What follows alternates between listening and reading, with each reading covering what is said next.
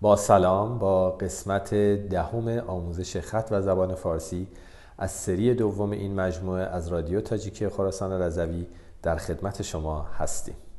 در این قسمت من 3 حرف رو برای شما آوردم، حرف‌های او، ف و پ. با اینها یک سری واژه داریم.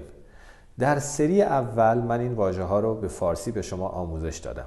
حالا لاتین اونها رو برای شما نوشتم و شما سعی کنید که این واژه ها رو به فارسی بنویسید. سعی کنیم با همدیگه بخونیم. واژه اول پاک، واژه دوم پا، واژه سوم پاداش، واژه چهارم توپ، تور، فردا، پوست، پست، پشت، پسته، پیر،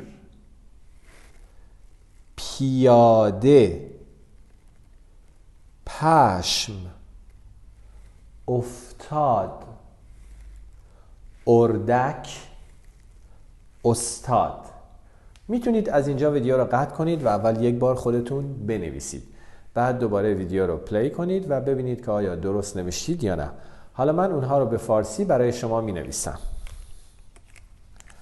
پاک، پاک. میدونید که این علامت 3 نقطه است. پا، به این شکل هم میتونیم بنویسیم. پاداش،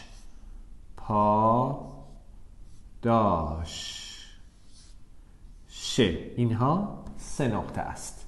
توپ،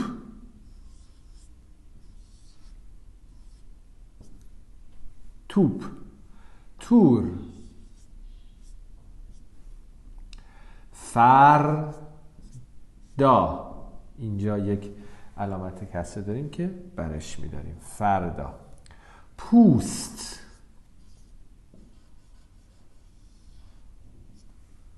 پوست، پشت،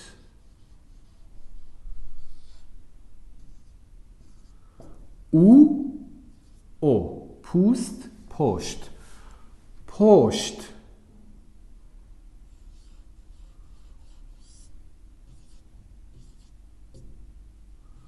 میخوام این واژه پست هست.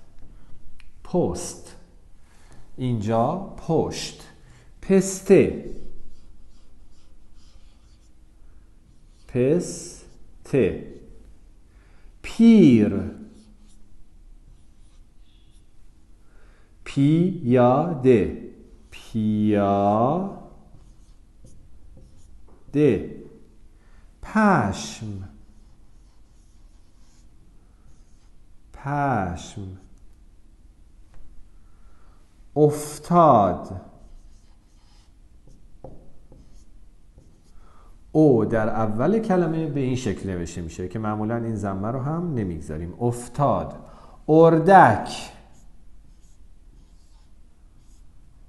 اردک، استاد.